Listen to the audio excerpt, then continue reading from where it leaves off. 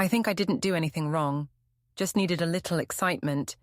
It wasn't like he ever noticed me anymore. I told him I had to work late on our anniversary, but really, I was having drinks with my ex. I thought I'd hurt his pride for a night. I didn't expect a lawyer to show up at my door a week later. Before we dive deeper into this story, I have one small request. Please subscribe, drop a like, comment, and hit that hype button to boost this channel so more people can discover these incredible stories. I didn't think I did anything wrong. I just wanted to feel something again, something real. Daniel said I'd been distant, but he never asked why. He never noticed that I was drowning in our quiet little life. I told myself that a drink with my ex wasn't betrayal. Not when my husband could barely look up from his spreadsheets long enough to see me. The first crack appeared months before our anniversary. It was a Tuesday. I came home from the clinic late, exhausted, and found Daniel in the living room, asleep with his laptop still open. The screen showed budget reports, numbers lined up like soldiers. I stood there, staring, thinking how small my world had become, his routine, my routine, our endless politeness. I shook his shoulder lightly and said I was home. He blinked, smiled, asked if I wanted tea. That was all. No kiss, no spark, just habit. At work the next day, my coworker Talia leaned over my desk and whispered that I looked like a woman starved for attention. I laughed it off, but her words stayed. She said sometimes you have to remind your man what he stands to lose. She always had a way of making her bad advice sound like freedom. I started messaging my old boyfriend Eli that same afternoon. Just a few harmless lines. "How are you? Been years." He answered fast. He said he'd been thinking about me recently, that I still popped up in his memories when certain songs played. That made me smile in a way Daniel hadn't managed in months. I told myself it was nostalgia, nothing dangerous. Daniel didn't ask about the smile, of course. He never did. That weekend, Lydia, his mother, invited us for dinner. She always cooked too much and asked too many questions. Daniel said he'd rather stay home. I said I'd go alone, though secretly I didn't want to either. Lydia meant well, but she always looked at me like she was waiting for proof that I wasn't good enough. When she asked if everything was fine between us, I told her Daniel was buried in work. She sighed and said he'd always been that way, even as a boy. Then she added, "He needs a partner who can steady him, not punish him." That felt like an insult, even though she said it kindly. I went home annoyed and told Daniel that his mother thought I was the problem. He said she probably didn't mean it like that. I said, "You're supposed to defend me." He said, "You're supposed to stop looking for reasons to fight." That shut me up, but it also planted something sharp inside me. From then on, I made sure people heard my side first. I told Talia that Daniel was cold, that he barely touched me anymore. She said that kind of man only wakes up when he's afraid to lose you. The next day, she sent me a photo of a quote. "Neglect kills faster than betrayal." I saved it. Eli texted more often now. He said he missed my laugh. I told him he was exaggerating. He said he wasn't. It felt thrilling, even innocent, because I never crossed any line. At least not one I could see. I told myself Daniel didn't need to know. He wouldn't understand anyway. One night, Daniel noticed my phone light up on the couch. Eli's name flashed across the screen. He asked who it was. I said it was a work thing. He said, "At 10 p.m?" I said, "You never care when I'm actually tired, but now you care about texts." He apologized, said he didn't mean to pry. I acted like the victim, stormed off, and cried in the bathroom even though I wasn't sad. I just needed to feel right.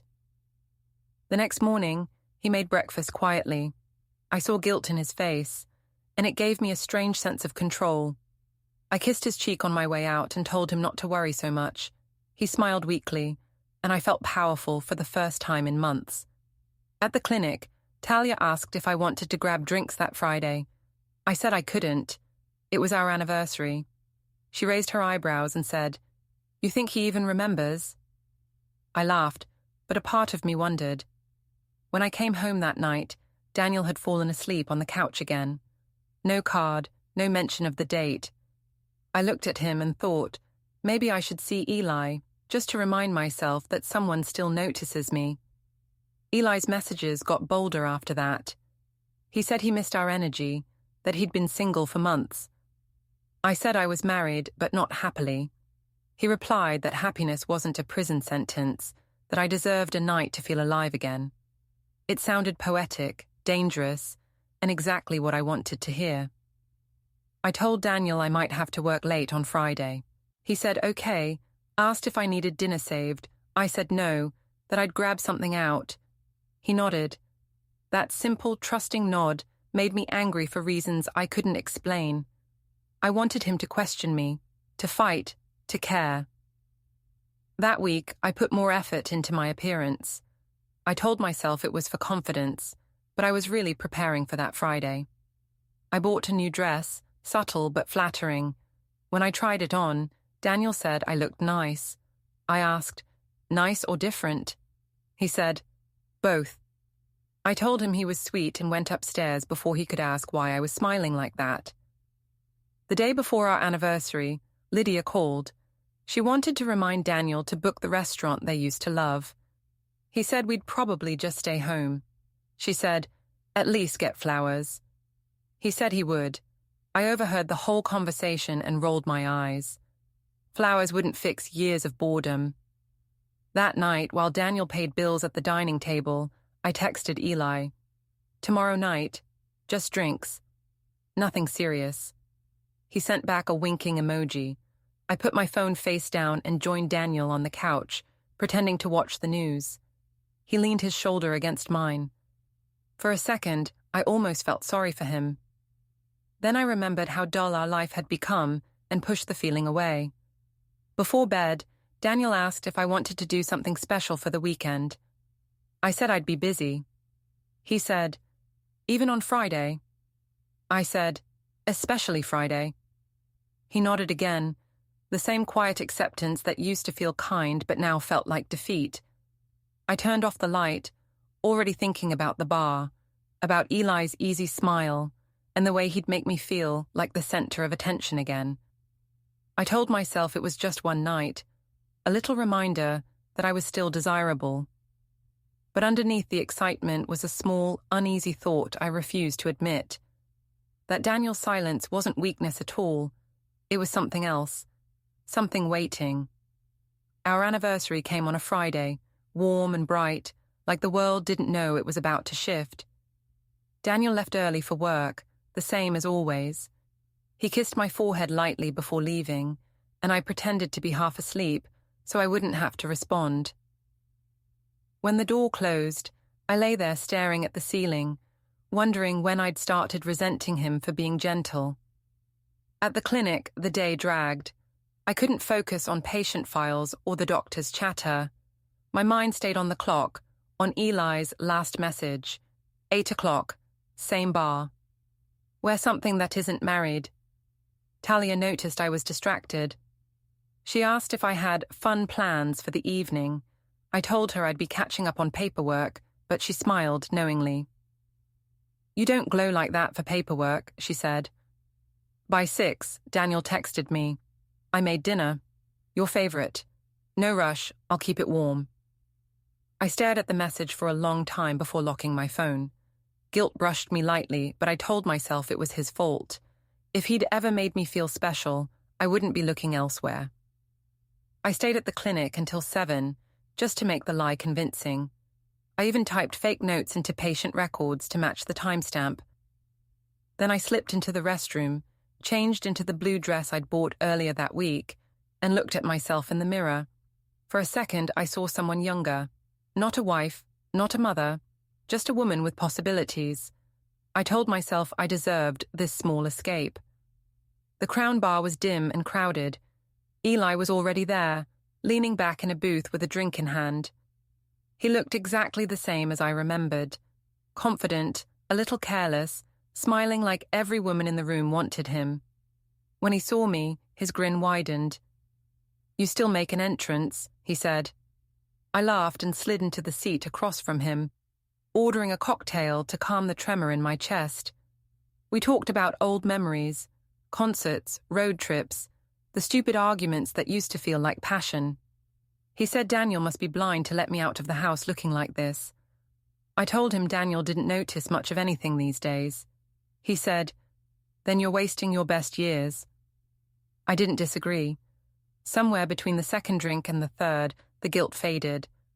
I liked the way Eli watched me, how his attention filled the space Daniel left empty.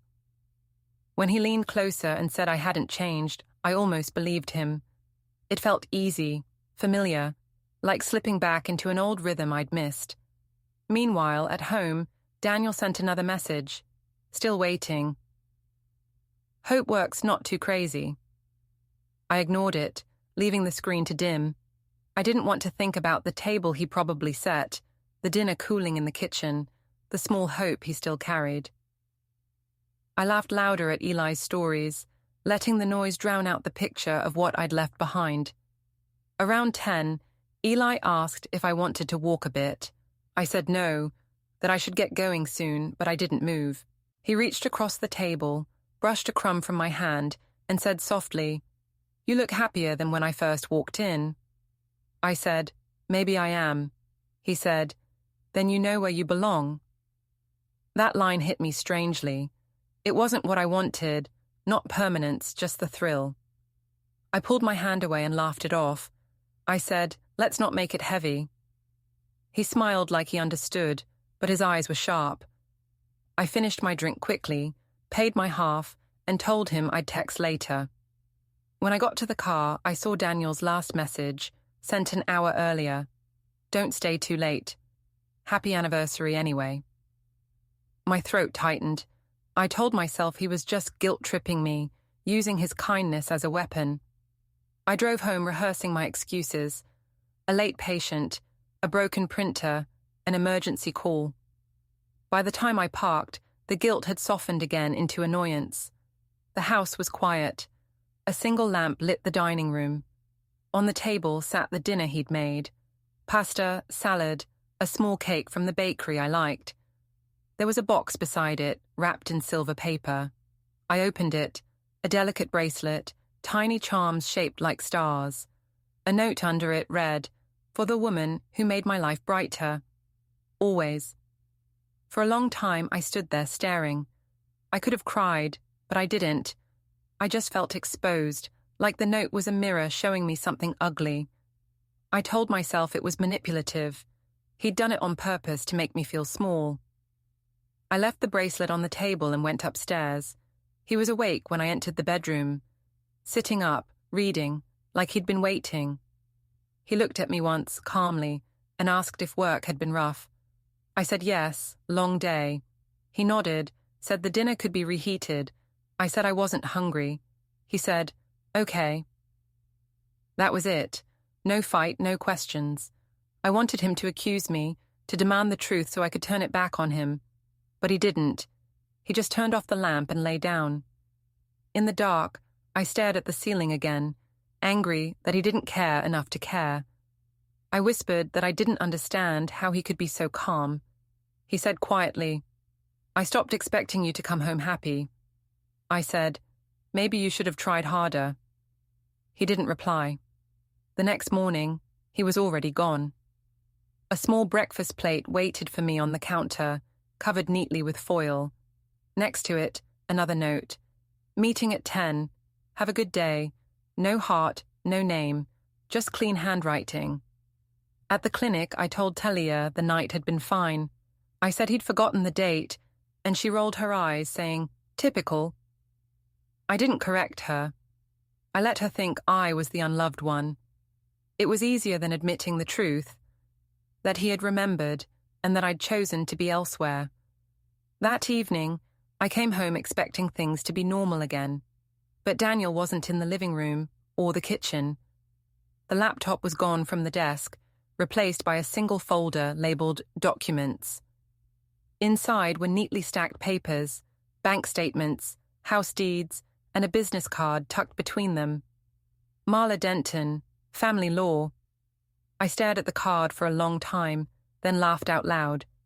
I told myself he was bluffing, playing some quiet revenge fantasy. He didn't have it in him. I'd seen him avoid conflict his whole life. Still, I couldn't stop looking at that card, wondering when he'd found the time to plan something I hadn't seen coming. Outside, the sky was fading to blue-gray. I poured a glass of wine, sat at the kitchen table beside the bracelet, and told myself I'd figure out what he was up to soon. After all, I'd always been the clever one. Or at least, that's what I still wanted to believe. The following week felt like moving through fog. Daniel didn't mention the anniversary, the dinner, or the card I'd found. He went about his days quietly, work, gym, dinner, sleep, like nothing had changed. That calmness made me uneasy. He used to ask how my day was, or if I needed anything. Now he just said, "Evening," when I walked in, and that was all. I tried to make him react. One night, I wore the same blue dress I'd met Eli in, told him I was heading out with coworkers for a team dinner. He just nodded and said, "Drive safe." I stood there for a second, waiting for him to question it. He didn't, so I added, "It's mostly guys, just so you know." He said, "That's fine." The lack of jealousy felt like an insult. At the clinic, Talia kept feeding my ego. She said men like Daniel only wake up when it's too late. She said if I wanted him to fight for me, I had to push harder. So I posted a few photos. Smiling at a bar, nothing obvious, just enough to stir curiosity. Within an hour, Eli liked them. 2 hours later, Helen, his sister, commented something teasing, tagging him. I deleted the comment immediately, but the damage was done. When I got home that night, Daniel was sitting at the dining table with his laptop. He asked how the dinner went. I said fine, surprised he'd brought it up. He said, "You looked nice." I smiled, ready to start a new argument, but he closed the laptop and said, "I'm glad you had fun." Then he left the room. Something about that tone, polite finished, felt colder than shouting. I followed him, asked if he was angry. He said, "No, I'm just learning how to listen." I didn't understand what that meant, but it sounded like a warning. Later that week, Lydia came by unannounced. She brought cookies for Clara, who was at school. Daniel wasn't home. She asked if we were all right. I said of course, pretending to laugh. She said she'd noticed Daniel visiting his father's lawyer friend a few times. I asked how she knew. She said, "Small town. People talk." I told her she was overreacting, that Daniel wouldn't do anything dramatic. She said, "You think you know him because he's quiet. That's where you're wrong." After she left, I messaged Eli again. I told him everything, how Daniel had gone cold, how his family was meddling, how I felt trapped. Eli said Daniel sounded like a man planning something. I told him not to be ridiculous. Still, I couldn't shake Lydia's words. That night, Daniel came home later than usual. I asked where he'd been. He said, "Meeting." I said, "With who?" He said, "You'll find out soon enough." I tried to laugh it off, but the way he said it, calm, almost gentle, made my stomach twist. Over the next few days, he became meticulous. He went through drawers, sorting papers, scanning receipts. When I asked what he was doing, he said, "Organizing." I joked that he was preparing for the apocalypse. He smiled faintly and said, "Something like that." Meanwhile, Talia started avoiding my office. When I cornered her at lunch, she admitted that someone from Daniel's family had called the clinic. Apparently, they'd asked to confirm my work hours. My face went cold. I asked what she said. She said she covered for me, but that the manager had overheard. I called Daniel immediately, furious. He said, "I didn't call anyone." I said, "Then who did?" He said, "Truth has a way of traveling." I told him he was cruel, that he was making me look unprofessional. He said, "You did that yourself." I hung up before I could scream. That evening, I opened his desk drawer when he went for a shower. Inside was a neat folder labeled Household Records. I flipped through it, copies of bank statements, utility bills, mortgage documents, all annotated in his handwriting. One section had recent expenses circled in red: salon visits, bar tabs, taxi receipts. My heart raced. He'd been tracking everything.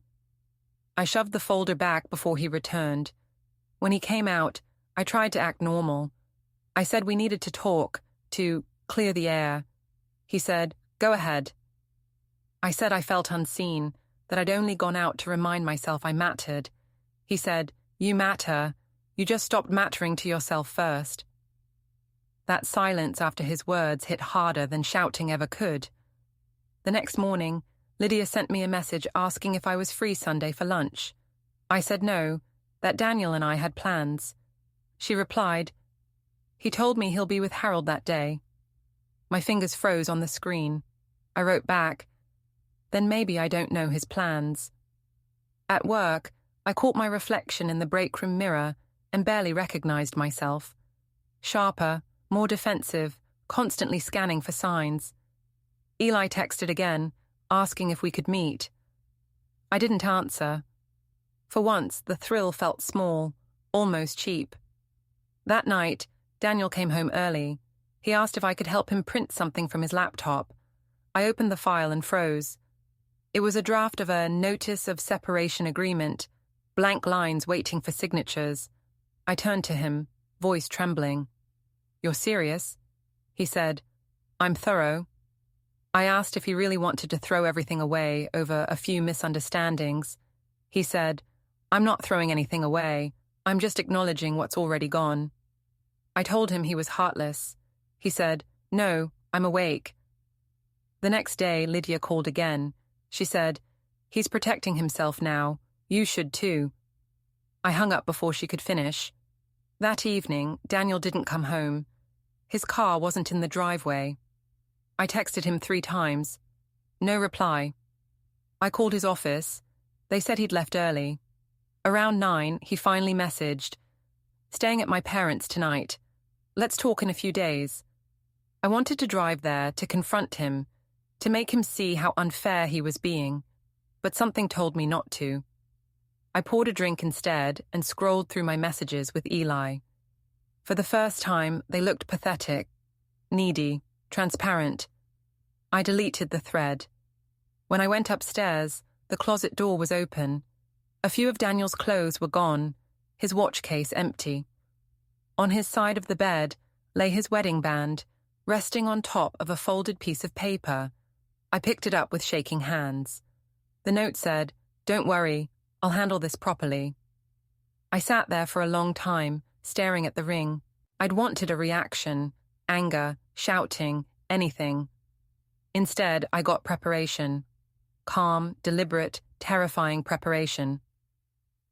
Somewhere in that silence, I realized he hadn't stopped loving me to punish me.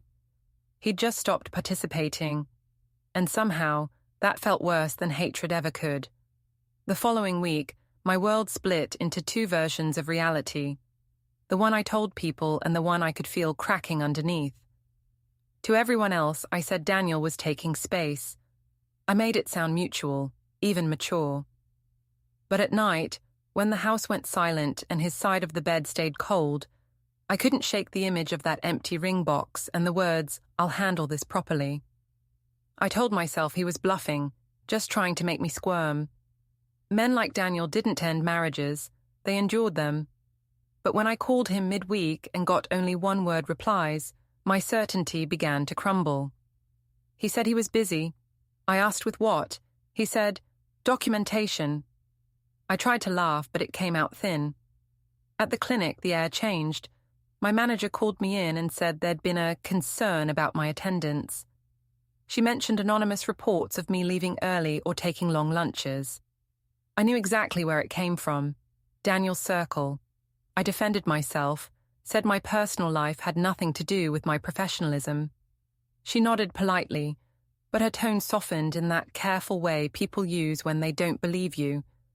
That evening, I went to Daniel's parents' house uninvited. Lydia answered the door like she'd been expecting me. She didn't smile. She asked if I wanted tea. I said I wanted my husband. She said, "He's resting." I pushed past her into the living room.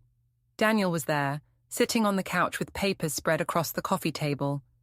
He didn't look surprised to see me. I asked what he was doing. He said, "Filing." I said, "For what?" He said, "Peace." That word again, quiet, deliberate, terrifying. I accused him of humiliating me, of turning his family against me. He said, "You did that on your own." I told Lydia he was manipulating the story. She said softly, "Stories usually tell themselves." I turned to Daniel, desperate to break his calm. I said maybe we could start over, go to counseling, find some middle ground. He said, "I already did that for years, alone." His voice never rose, but the finality in it made my skin prickle. He stood and handed me a single envelope. Inside was a temporary separation agreement, typed, signed, dated. My name looked strange next to his in formal print, like it belonged to a stranger. I said, "So that's it? After everything?" He said, "Everything is the reason." I wanted to tear the paper in half. Instead, I placed it on the table, smiled coldly, and said, "You'll regret this when you realize I was the best thing that ever happened to you." He said, "Then I'll learn to live with regret." Lydia walked me out without another word. The night air felt heavier than it should have. I sat in my car for a long time before starting the engine. The next morning, Talia was waiting at my desk before I even set down my bag. She whispered that someone had sent screenshots from social media, the old photos of me and Eli at the bar. She said HR was reviewing them. I froze. She asked if they were real. I said no, obviously edited. She didn't argue, but her eyes told me she didn't believe it. I texted Eli angrily, asking if he'd posted anything again. He said no, that his sister had tagged something by accident, but it was gone now.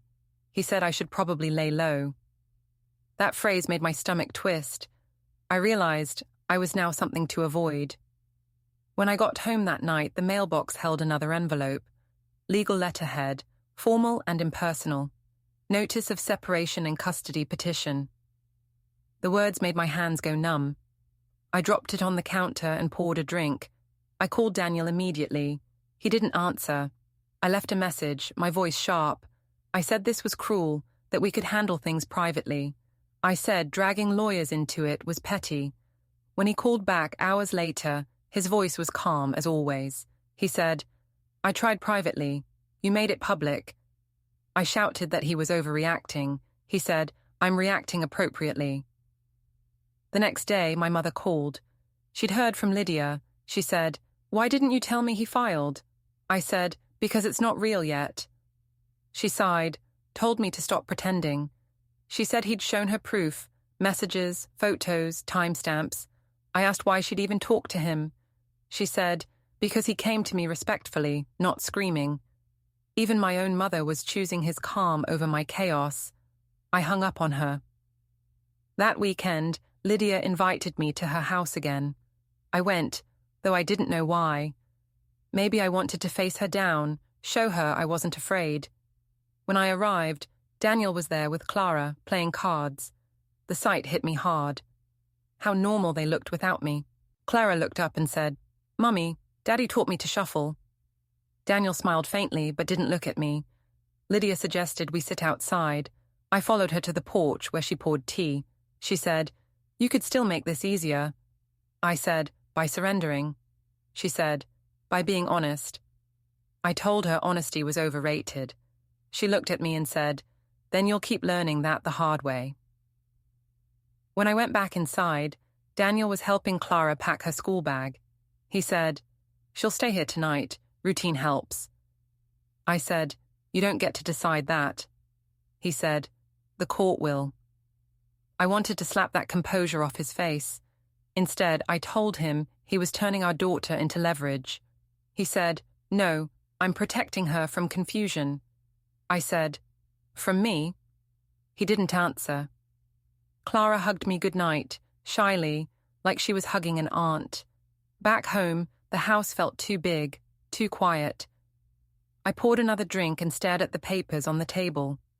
The legal words blurred together. Temporary custody arrangement, property inventory, joint account review. My phone buzzed. A message from Eli. "He's not worth it. You're too good for this." I stared at the screen, feeling nothing. For the first time, his attention didn't make me feel powerful. It just made me tired.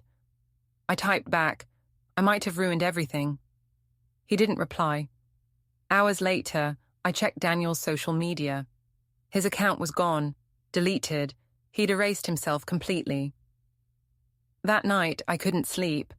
The silence of the house was unbearable. I walked into his empty office and found another folder left behind, labeled Final Prep. Inside were receipts for lawyer fees, printed messages, and a checklist. The last line was handwritten, "Deliver copies Monday. Stay calm." That simple note chilled me. He'd planned every step. While I'd been chasing attention, he'd been building an exit. I sat down at his desk, staring at the neat rows of evidence, realizing there was no scene to win anymore. No audience to pity me, no argument to spin. For the first time, I understood that his quiet wasn't weakness. It was strategy, and I'd already given him everything he needed to win.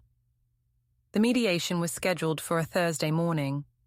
I told myself it was just a formality, that Daniel would cave once we were face to face. He hated confrontation. He'd probably apologize halfway through, ask to work things out. I even rehearsed my calm, forgiving tone in the mirror, the one that made me look reasonable and wronged. When I arrived at Marla Denton's office, Daniel was already there, sitting across from her desk. He looked rested, almost peaceful. He wore the navy suit I'd always said made him look too serious, but this time it suited him. Marla greeted me politely, her voice professional and detached. There was a folder in front of her, thick and neatly labeled, Vale Case File. My stomach tightened. The mediator, a soft-spoken man in glasses, went over the agenda. Property division, custody arrangements, financial accounts. I kept waiting for Daniel to interrupt, to say this was too much. He didn't. He sat perfectly still, his expression neutral. When it was my turn to speak, I told them Daniel had withdrawn emotionally, that I'd been lonely, neglected. I said people make mistakes when they feel unseen. Marla didn't react. She simply opened the folder and said, "We've documented her whereabouts on the evening of May 14th. She slid a printed page toward me. It was a time-stamped image from the restaurant's camera. Me and Eli at the Crown Bar. My laugh was frozen mid-frame. I tried to hide my shock. "That doesn't prove anything," I said quickly. Daniel said, "It proves where you were when you said you were at work." His voice wasn't angry, just steady. I said, "You've been spying on me?" He said, "No, you were in public." Then Marla handed over another paper.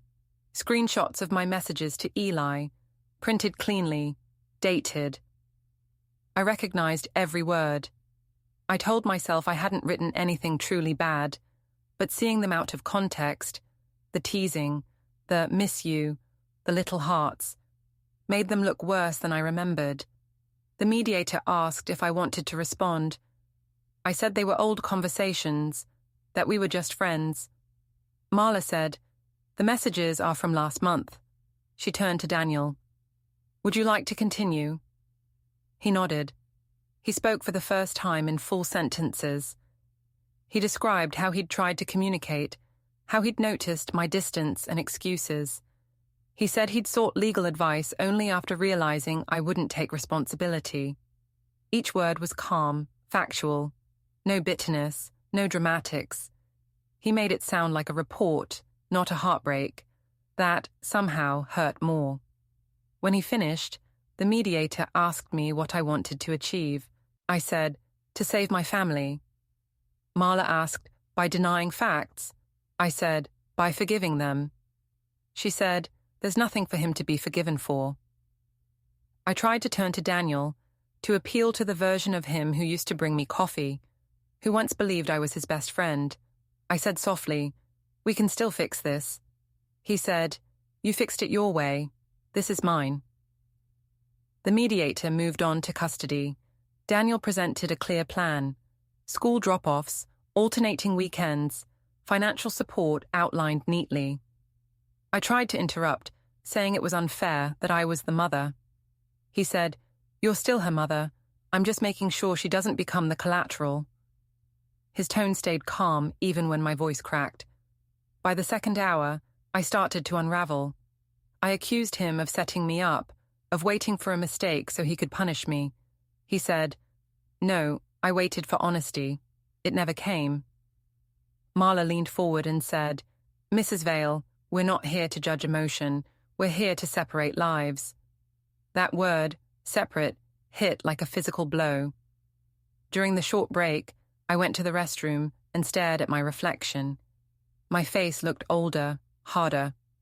I reapplied lipstick with shaking hands. When I came back, Daniel was talking quietly with Marla, smiling at something she'd said. That small, effortless smile filled me with rage. When the mediator asked if we were ready to proceed, I said I wanted to submit a statement, that Daniel had neglected me for years. Marla asked, "Would you like to include evidence of that?" I said it wasn't something you could prove on paper. She said, "Then you should have thought before leaving proof of the opposite." Daniel didn't gloat. He didn't even look at me. He just said, "I'm not asking for more than half. I'm asking for peace." In that moment, I realized he wasn't bluffing. He wasn't doing this to scare me or win a power game. He was ending the story I thought I controlled. The mediator finalized the temporary terms. I signed first, my hand trembling slightly. When Daniel signed, he did it quickly, like he'd practiced. Marla gathered the papers neatly and thanked us both for keeping things civil. I almost laughed at that. Civil was the exact opposite of how I felt. As we stood to leave, Daniel turned to me and said quietly, "This isn't revenge, it's release." I said, "You'll regret this." He said, "No, I already did." In the hallway, Lydia was waiting with Clara. The little girl ran to her father first. He knelt, hugged her tightly, and whispered something I couldn't hear. When she came to me, she hugged quickly, like she was unsure which parent needed it more. Lydia's eyes held no hatred, just tired understanding. She said, "He handled it kindly." I wanted to scream. Back at home, I poured myself another drink and spread the copies of the documents on the table. The lines blurred as I read them. Words like custody, division, property, acknowledgement, all so clean, so official. My name repeated on every page, attached to decisions I hadn't made. My phone buzzed, a message from Eli. "Heard you've had a rough week. Need to talk." I stared at it for a full minute before deleting it. Whatever thrill I'd chased in him was gone. All I felt now was small. Later that night, I checked the parenting app Daniel had set up. His first message was already there. "Pick up Friday at €3. Please confirm." I typed back confirmed but hesitated before sending. For the first time, I didn't know if I was responding to my husband or a stranger. When I finally pressed send, the house felt like a vacuum, quiet, precise, empty. I thought of the night at the Crown Bar, the easy laughter, the thrill of being seen.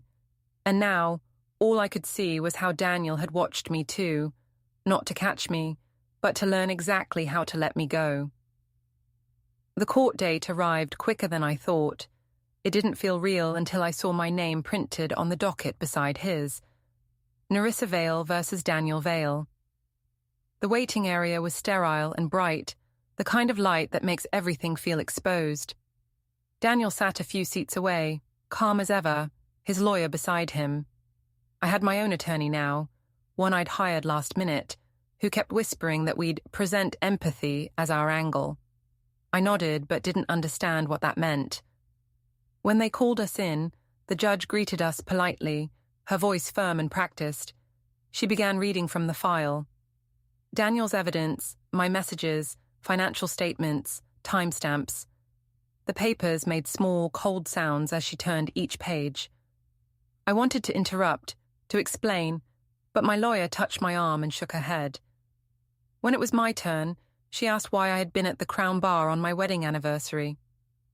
I said I'd been meeting an old friend. She asked why I told my husband I was working late. I said it was a misunderstanding. She read one of my messages aloud. He never looks at me anymore. Her eyes lifted from the page. Would you say that's an excuse or a confession, Mrs. Vale? I said it was an expression of sadness. She said, it reads like justification. Daniel didn't look at me. He answered every question clearly. Dates, details, his role as a father, his steady income. The judge praised his documentation, even saying, it's rare to see such organized evidence in family proceedings. My lawyer tried to object that it was excessive, but the judge waved it off. No, it's responsible, she said. When I finally spoke again, I said I still loved my husband, that I hadn't meant for things to go this far. The judge's expression didn't change. She said, you loved him enough to lie.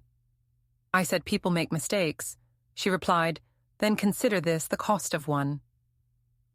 The final ruling was read aloud: joint custody, equal financial division, separate living arrangements effective immediately, no spousal support, communication limited to parenting matters only.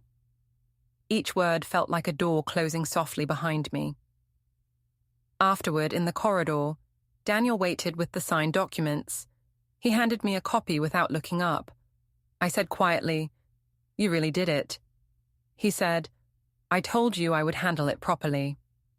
I said, you could have fought for us. He said, I did. You just didn't notice. He walked past me toward the exit, stopping only when Lydia appeared with Clara. My daughter ran to him, clutching his leg. When she saw me, she smiled shyly and said, we're going to Grandma's. I nodded, forcing a smile. Daniel told her to say goodbye. She hugged me quickly, her small voice saying, see you Friday. Then they left together, their steps quiet and certain. I stood there long after the hall emptied, holding the papers like they were something fragile. My lawyer came over, said softly, it's a fair outcome. I didn't answer. Fair felt like the wrong word for something that hurt this much. That evening, I went back to the house one last time to pack. The rooms looked smaller now, stripped of life. His things were gone, the books, the photos, even his coffee mug. On the kitchen counter sat a single envelope. My name was written neatly on it, in his careful handwriting.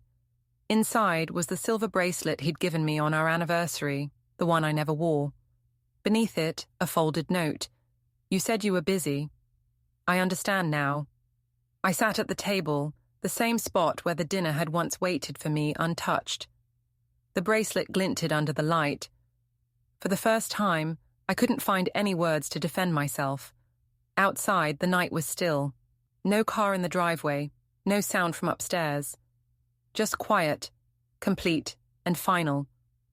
I wanted to tell myself he'd gone too far, that he was cold, vindictive.